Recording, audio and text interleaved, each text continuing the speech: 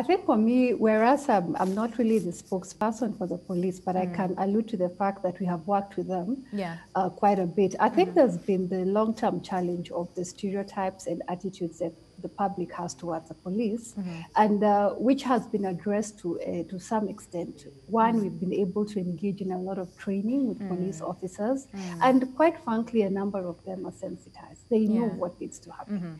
So what we are calling upon the public is to also cooperate with the police, because how the criminal justice system works in Kenya is it's the police who act on behalf of an aggrieved party in criminal matters.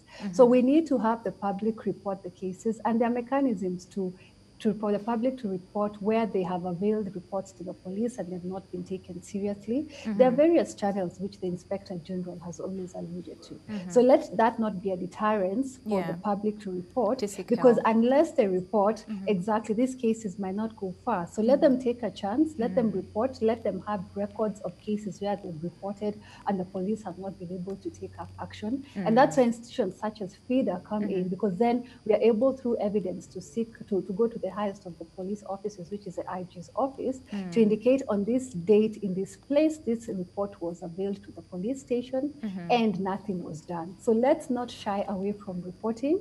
And even within the curfew hours, I think we have availed a number of toll-free numbers, and even the police numbers of 999 still work. Let them report these cases. But again, the clarion call is for families, for persons who are in abusive relationships. Let us not wait until it's too late. The challenge that we have in Kenya, because it's important to mention, is we need more investment, for instance, in shelters, and we're trying to work closely with the government, because ideally would have what we call safe homes or halfway homes for abused parties to stay. However, even in countries or jurisdictions where these facilities are available, they are never enough for everyone. For everybody. So that's why we are, so that's why we are calling for citizens to be empowered. Whether you're a woman or a man, violence is not acceptable. So if you're in a situation where you're facing violence, and especially to our younger Kenyans, because you're seeing increasingly a lot of violence is affecting the youth in Kenya. Let them not stay in those relationships. There are better options. You don't need to stay in until it's too late. Okay. And of course, we do not want to encourage people, as soon as probably you notice one, two things, probably leave, because there's some people who will tell you, what about my children? You know, what happens to them? So again, it's depending on, let's say, the level of abuse that's happening in the relationship. But then again, of course, in Europe, they're talking about 8%. That is in the increase of cases of violence.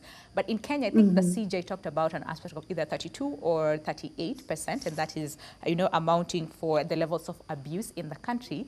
There are some people who are living with the perpetrator.